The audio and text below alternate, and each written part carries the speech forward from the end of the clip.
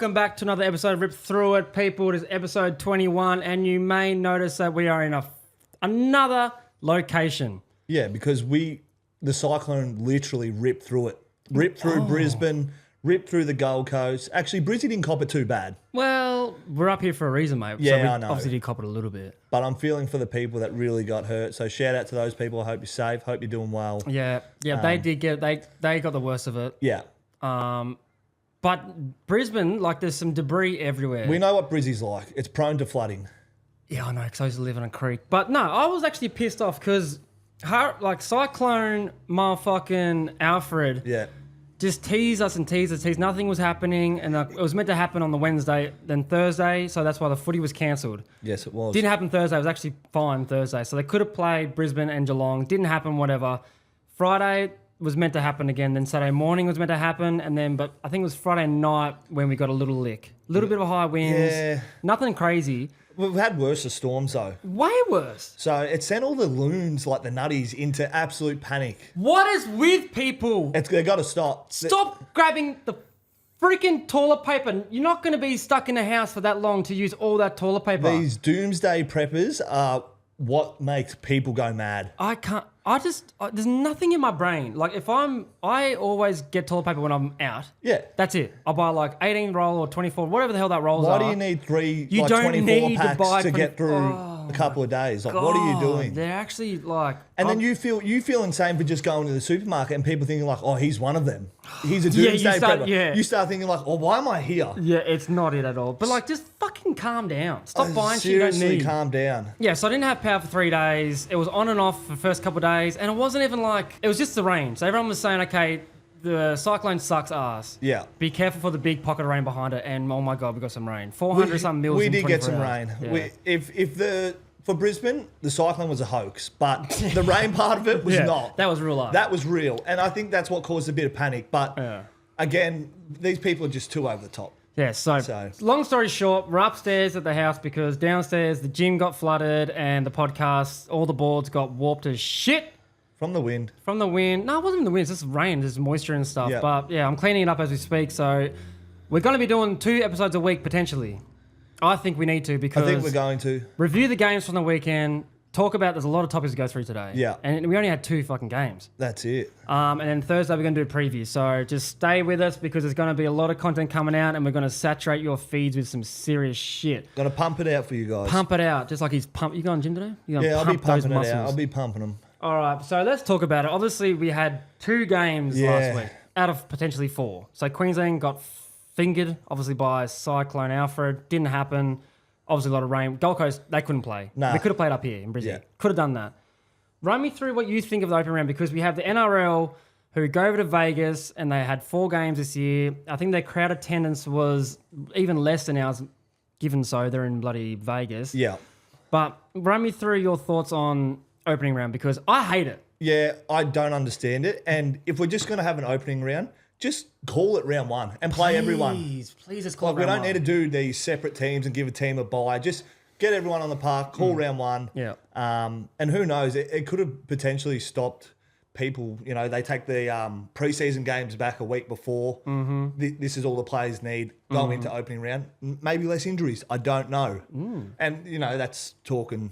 No. Hypothetically, but you don't know. So instead of giving them another rest, this and that. So the opening round, I'm not sure about. I don't know the solution for it, but... I don't know why it started. Why did it start?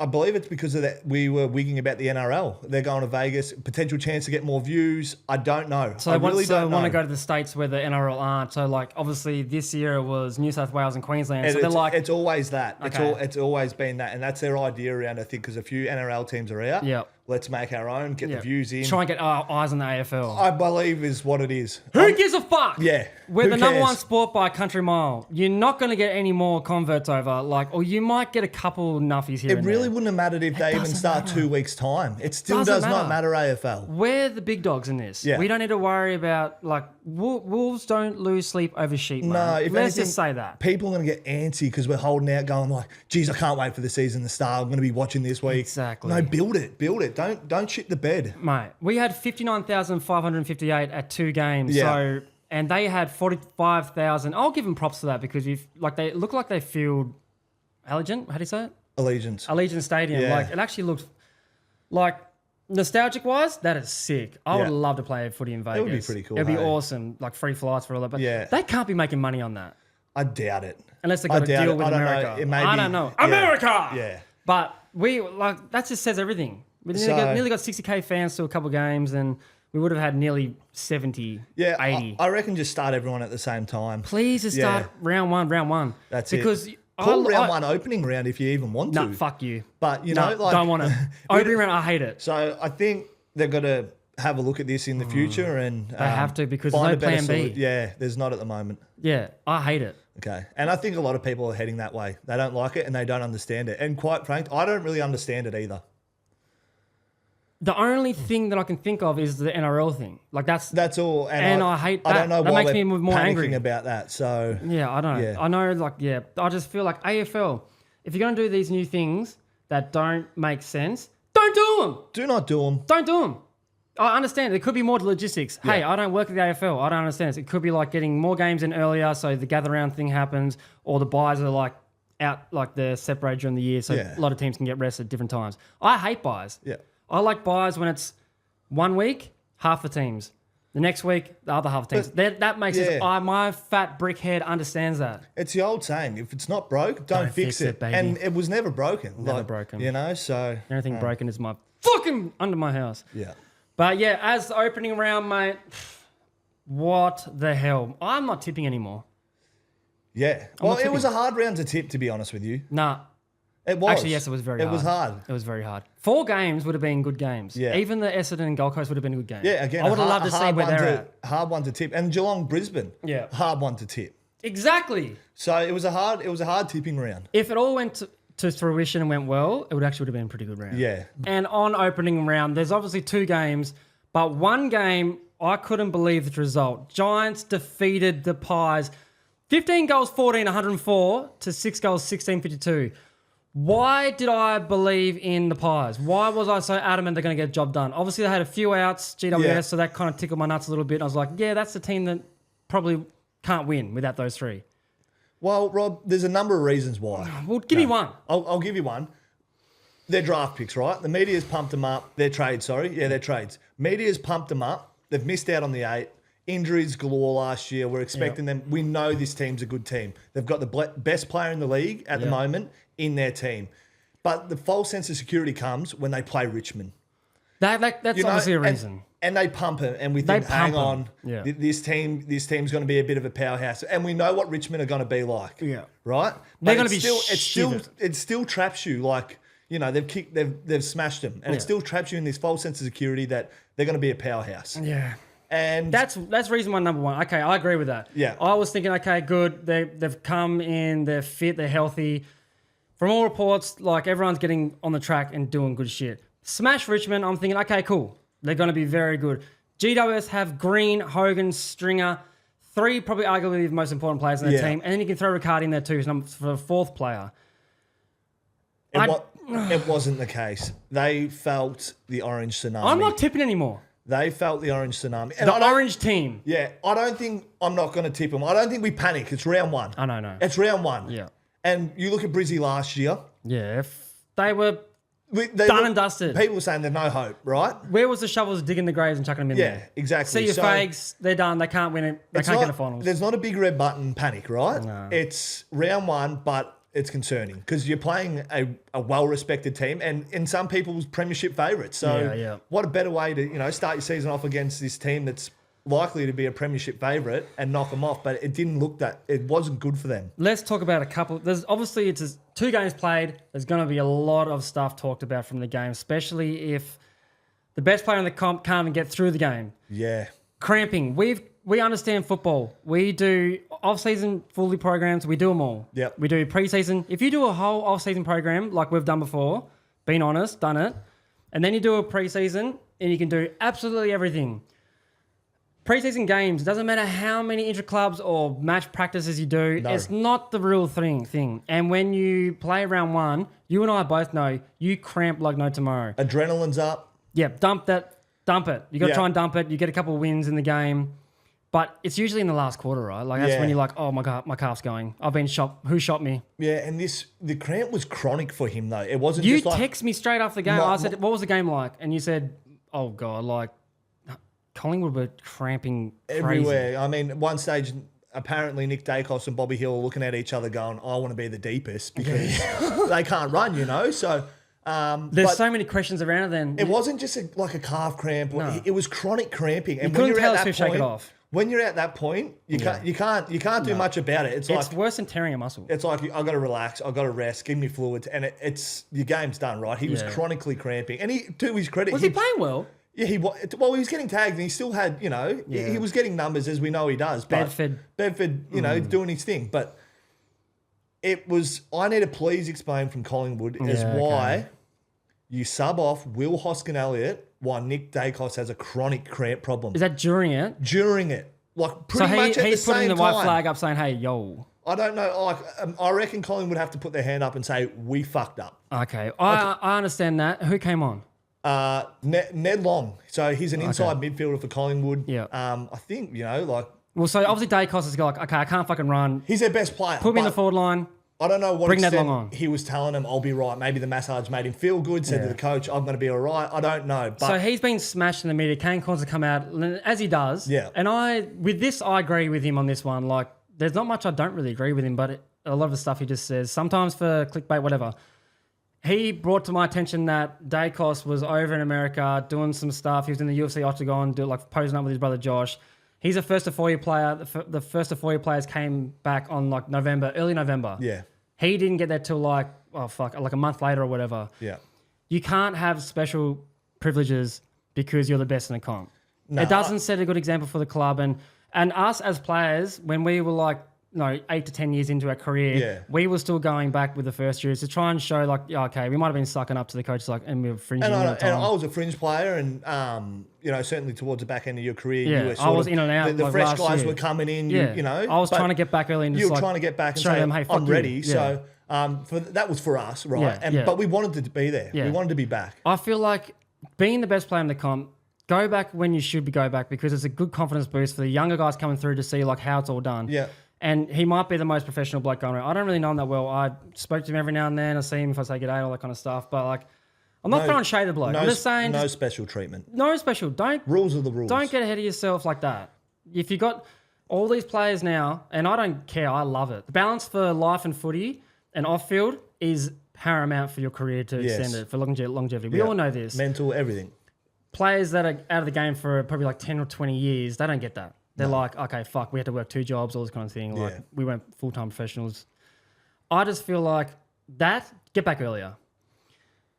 Cramping is fucked. But we know more time in the legs, more time in the game, he's going to be better for it. I bet you he won't cramp next game. For sure. It would have been better for him. That's what the coach, he would have gone to the game after having foot injuries during the preseason, only played like a half and a little bit the week before. It's better for him. Unfortunately, they were getting pumped. Yeah, and again, like he's their best player and they're behind. So and they're like looking for him. Where the fuck's Daicos? It really gave him no hope for the game. You know, it's deflating. You got players wanting to be the deepest player at times. And let's talk about some of the players, man. On the other hand, man, let's talk about the $1 million man. He is worth more than $7 million. He was worth $2 million that game. So when the news dropped about that fake contract, I thought it was fake. Yeah, I was like, describe him to me, and pretty much came out like you said. He's a good player, good by foot. Like he's probably worth. I probably undersold him a bit. I think a little bit, yeah. You know, because I was like, I would never invest that much money in a handy player. And I probably only did because of the price. Yeah, it was a big price. You know, it's a big price on his head. So, which I apologise for, and because his game, Tom Greene was out. He said, "Hey man, I'm going to be him today. Yeah, I'm he's Himothy. Yeah, 33 touches, 2 goals, 1 goal. I was like, holy shit, this bloke can run too. 4 touches and a bang. On a hard angle too, like not easy. And it's his metres gained and what he does with a footy. It hurts opposition teams. 730 metres gained. Collingwood felt that. 12 score involvements, 7 clearances. Like that's more than a complete game. Collingwood really felt that. Show him the money. He just signed 4 years. Fuck, I don't know how good he's going to be in 4 years. And again, without their number one ruckman, Who knows what more damage he could have done? Yeah. Darcy Cameron went, like, he took over, obviously, when Briggsy went down with a concussion, 136 He did his role, though. Like, I mean, if Ruckman goes down too bad, he's going to do what he's going to do. 100%. So, and they still no shade on him for They that. got pumped in so many areas. It's ridiculous. 22 disposals from Cameron, 5 contested marks, 75 50s, 19 contested possessions. He's the only one that I was like, yeah, fuck, he can hang his hat on and say I did well. And obviously, the new guy, Perriman, playing against his old mob, he played pretty damn well too. He knows him well. So. He just did what he had to do. Like, he's not a game winner, but he's a role player. The please explain would be the Hoskin Elliott off for mine and the Daicos. I don't understand it. I get he's your best player, but he was suffering. And credit to him, he tried to be a warrior and stay out there, but there's times where you just got to, hey, boys, not today. I don't care about the cramping thing because you're going to cramp. Yeah. Is he underdone? Yes, he's underdone. He's had foot stuff. Didn't like that he was over America, whatever. Like, I obviously my opinion doesn't care because I don't give a shit. I'm just saying, like, if I was at the club, I would have been like, now I'm thinking about all the things I didn't do. Yeah. That's where it plays in your mind. Yeah, I think don't panic, though. No! This guy's a genuine star, and it's round one. And like I said, we've seen what Brizzy did. This will be yesterday's news when he wins a round one. Yeah, exactly. So, he's gonna get fitter from this game, get better. Collingwood are going to still finish top 8 in my mind. Like, that's round one, they got jumped. Yeah. They didn't see that coming. They didn't see the orange team coming out and doing that shit. Man, it was a tsunami. And that's the false sense that you're talking about. 3 gun players out. They've been like, oh, man, we're going to fuck. Oh, we got this, you know. Come on, come at me. So, a couple other things that came out of this game. What is your opinion on coaches going at it on field? Well, as a spectator, we love it. Love it. Something to talk about. You see, they're 2 ex-players. So yeah, we love it. So context, what's happened is Craig McRae has had a go at Toby Bedford because he's obviously doing his job. I think he yelled out, well done, mate, or something. Oh, really? It was a smart remark. What did Kingsley get up and about then? Well, he's protecting his players. He said to McRae, you're better than that. It was funny because he turns around and he's got these big biceps and he's like, oh, here we go. You know? I love it. I love that shit. It is good for the game, but... So with that, like, I froth on it. Like, that's cool. Yeah, as a spectator, They're 2 ex-AFL players. So they're going to have this competitiveness and this, like... Obviously, they want to be in the game and do more. And McRae's getting pumped, so he's like, fuck, okay, I'm going to have a crack at Bedford. Whatever he said, I don't care. I love it. The only thing that comes out of it is, like, everyone's like, no, don't do that. Fine him 20 grand because obviously Hinkley got done the year before. And the only way that I see that people don't like it and the AFL don't like it is because it filtered through down to the juniors and shit. And then, like, you got the coaches, like, doing shit on field. Okay. So what about Ken Hinkley then? Yeah. Well, he got fined a give him a fucking refund. Yeah. Because I don't care if it was no flight for you, Jack, or well done, Toby Bedford, in a smart way because he was tagging his best player. Why is it 20 grand different? I don't understand. You know? It's a warning. So maybe Hinkley's been done before. I don't know. I don't like it. I'd like a refund for Kenny, justice for Kenny. Yeah. Right? There was a lot of emotion. There was a lot of emotion in that game. Yeah. And mate, there's so much. Jack made the comments he did as well. So and we like this. It's entertaining. It is. But 20,000 to nothing. It's not church change. That's 20 grand. No, I know. They're paying for AFL's fucking Christmas party. So I think Ken Hinkley at least he'd be going like this at home. Maybe I should have fucking punched Ginnivan then. Yeah, you know, so so in summary, I love the passion and the bickering and whatever it is from the coaches. If it's in, like, we had a game, I don't know if you played or not, against Geelong when fucking Scott came out and was like demonstrative and shit. I hated that because I want to go over and punch him in the head. But if it's on the bench and it's going out a little bit, like, fuck, don't put the benches next to each other then. Separate the benches. If you want, but again... Let them have some passion. For sure. I like that shit. For sure. Really as spectators, we love it. But I feel sorry for Ken Hinkley, and it grinds my... Fuck up about Ken Hinkley, man. I'm sick of hearing you. It grinds my gears that he gets a $20,000 fine, then AFL just go, nah. He's not even going to be the coach after this year, man. They're not going to make finals. I just don't like it. Yeah, stop, mate. He doesn't even know you. Stop loving that bloke so much. I don't like it. But mate, let the coaches go at it. It's all good. Yep. Another thing that came from that game is Toby Greene, man. Motherfucker got fined 10 grand for knee McInnes. $6,250 for guilty plea. And then just to say, hey, mate, you had a good win and you got that fucking 10 grand fine. How about another $1,500 for careless umpire contact? This bloke has paid over 40 grand in fines. He's a magnet for it, isn't he? Don't go kneeing blokes, obviously. That's just a brain fart. We know the rules, but again, players, you know, it's in his nature. That's Toby. 40-something grand. I don't. Why are we and he's surprised? still got like 4 or 5 years left. Why are we surprised though?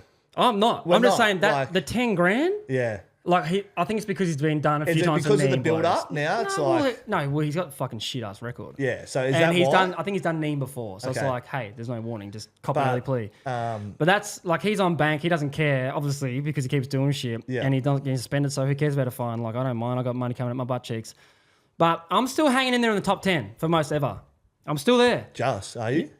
Oh, what's that? I'm 6. 6. Oh, so you've got some room. I've still You've got some room I've still to got a hold few on. more years to hold on. Hey, but the thing I don't is, see Alistair but the Lynch, thing Dale is- Thomas, Brendan Favola going above me. Yeah, well, the thing is, the game's throwing out a lot more now. It's getting softer in terms of, and the prices are going up. So You got Zach Butters number 2, Nathan Jones number 3, Ben Cunnington. That's a crazy one for me. I thought he was just a fair player. Damien Hardwick, then me, then Dale Thomas, Alistair Lynch, and Brendan Favola. I think Lynchy got stitched up because he got done for a lot in that granny. yeah, So fuck, that's a.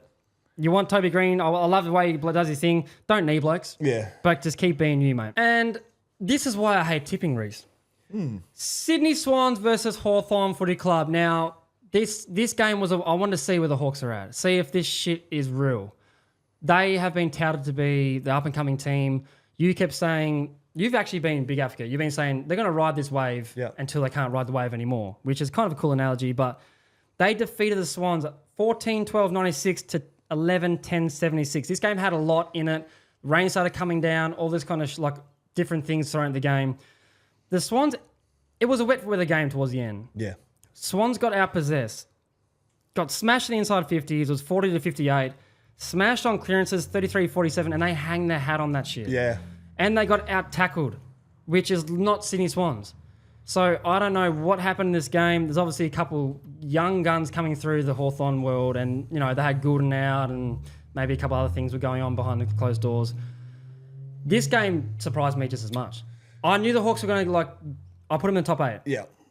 But this team already. It was a lot for Sydney, wasn't it? They got smashed in the granny, and then they come in with a new coach, all pumped up, ready to go, and they get done at the SCG. But there was Grundy didn't play too well against Lloyd Meek. Meek dominated. He dominated him, and that's really hard. Meek had 14 disposals and 30 hit-outs versus Grundy and 6 clearances. And he kicked a couple. And he could have been on Freo's list still. So, and Will Day obviously played a really good game, had a full preseason, as we all know now. So he could be anything this year. 129 fantasy, 3 goals, 26 touches, 6 tackles, 13 consecutive possessions. But what really it was their intercept marking for mine. And we know who they've added.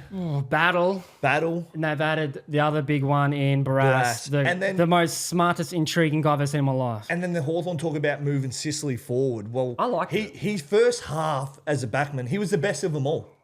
Imagine me having that as a swingman. I know, and then they get injured. They have to put Frost back. Yeah. Sicily forward, and he does what he does up there. Set up a goal, kicked one late, which was important. Yeah. So they're real. They are real, aren't they? And Sicily's like a real player, like really, really good player. They've kept a lid on it too.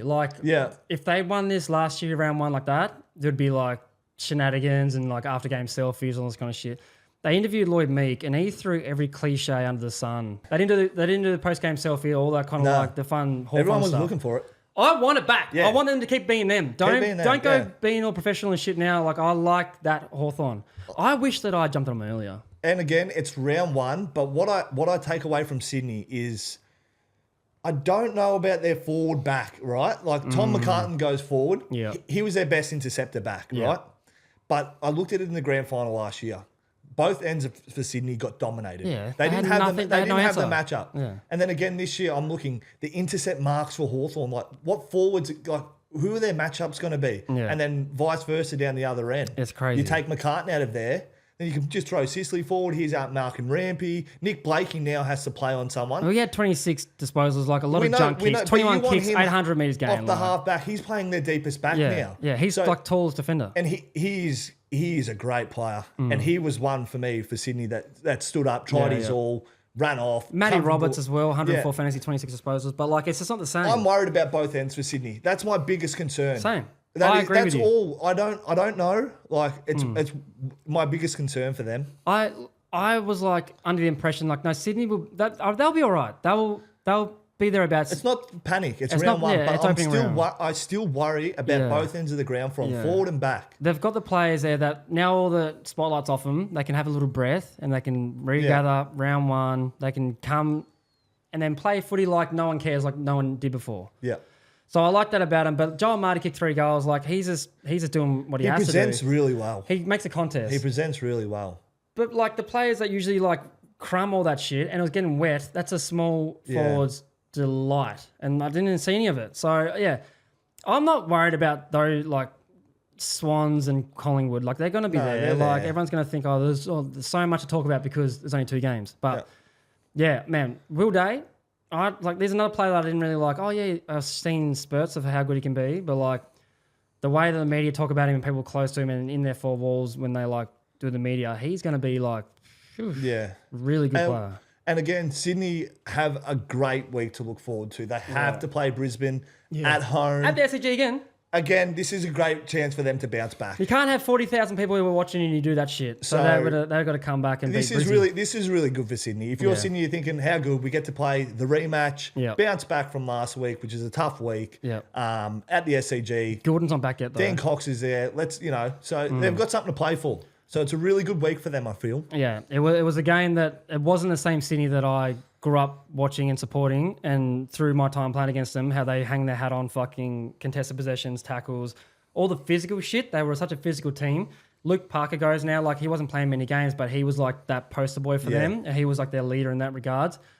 I don't see any tough blokes in that team. Like I don't see it. Well, Heaney and Warner are going to do their thing. Yeah, but they're not tough. Like they're good inside players, outside players, good players. There's no that Swans Bloods thing. To me, it seems like it's not there anymore. I don't know. They rely a lot on Rowbottom, who's underrated in mine, to do their grunt work. Yeah, exactly. But like, you need someone to fucking bowl some blokes over. I don't know. I don't feel like they're the Bloods anymore. I feel like Sydney Swans. And again, I don't know about the McCartan up forward. He's a great player, but he's their best defender. Yeah, keep him back.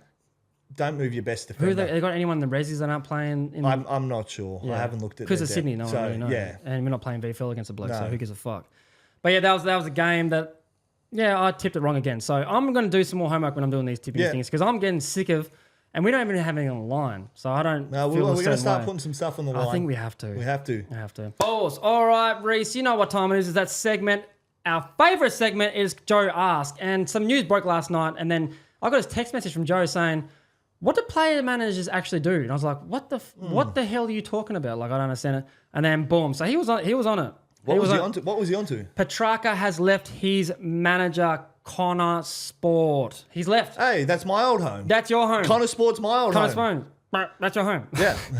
Pretty much the management game. There's 4 big dog managements and they chop and change their names all the time because one leading manager or agent might team up with someone else and then start their own firm, start their own business. Bring their own players in. Yeah. I go to your house and I get to know some players and I look after a couple of players and then I take them to my house. Yes. Fuck your house. That's how it works. He has signed with Eddie Betts, partner Anna Scully. Now, I lived with these people, amazing people, for like 2 years maybe, and I stayed in contact ever since. They're very close to my side of the family, like the uncle and auntie to my kids. Like, she has poached him. I don't know how. I don't know with what. Got the big track. He's just left him. He's left Connor Sports and he's gone over to Scully. I didn't see that coming. Yeah, well, neither did I. But you got to think about it. Was it A, because he didn't get traded from the Melbourne Demons, or B, that got leaked that he wanted to go? So I'm thinking like he was flat with the fucking management. Yeah. He's like, nah, you didn't get me. I look like an idiot now. And now I'm still stuck here for 6 years. I don't know. Well, because I'm with that management and it looks like the Petrarca relationship is a really good one. Yeah. Because he was, he's a star player. So managers, to me, they don't do near enough. Like they're there for a phone call. They're always ready for a phone call. So the generic things of the phone call, unless you are an absolute gun or a very marketable player, you're just a number to them. You don't have much to do with them, right? No. And nothing against that, but this is not much contact. All I really it was like, come up for dinner, touch base. Hey, we're working on a new contract deal. Or they're flying up to Brisbane. Let's all catch up. Let's all catch up, which was great. Got the free dinners, got all your teammates there, went to the most expensive restaurant, whatever. I love that. For the top guys, you can see why their focus is them, because that's where the money's at. Well, off-field, that's where it changes. They take 20% of the off-field deals. Okay. So that's where the money is. So Petrarca's obviously got more money I'm feeling like coming in off field just as much as probably off field. does, So he's got all these things going on because he's still paying Paul Connor's management for 6 years. Yeah, okay. So when they sign a contract with you, doesn't matter if you change fucking 3 times. It's whoever signed it gets that money. So you look at someone like a Bailey Smith off field, marketing's through the roof. Management's laughing, right? So big time. Again, a lot of focus would be on him. Yeah. So then you just sort of get pushed down the pecking order. It's sort of your job, send out a text, whatever, two-way street. Yeah. But yeah, again, it's... Early days, managers are great for Every players. month, sometimes that you don't talk to them. Yeah, mate, I've heard worse. Yeah. Like, as soon as you finish up footy, I don't know if you really have to speak to them again. But they're still your managers somewhat. But yeah, like first few years, I reckon they're paramount for you because especially if you're in a state, they do a lot for you. Like just to check in on you, make sure your parents have a point of contact. They can talk to you how your son's going. Yeah. All that kind of stuff. They're good. Mine were good. I can't even talk shit about mine. They got me contracts when fucking no one else could. Yeah. That kind of stuff. But yeah, first 3 years, I reckon they're really good for you. After that, you're just a number to them. That's the manager thing, Joe. Who knows? Who cares really? Because I want to see them playing good footy. We feel like they're back. They're Melbourne Demons, their trio. Time will tell this week. All right, mate, that is the episode 21. I'm starting to get sweaty up in this bitch. I feel like we are on the right track, mate. The opening round, I hated it. It sucked. Yeah. Couple good games to get our teeth stuck into, but round 1 this week. We start this week. I reckon we start this week. Let's go. The last week was a preseason game. Yeah. Too much, too little. Yeah. I feel like it's going to be a big year. I'm going to get better at my tipping because I suck at this shit. Yeah. We're going to do an episode on Thursday for the preview of the round 1, and I'm excited for that. Yeah, we're gonna work hard. We're gonna get content out there for you guys, and we're just gonna keep ticking it off week by week. Like and subscribe, or if you're a viewer, just keep fucking hitting that like shit and follow us on all socials. Let's go. That's it. Let's go.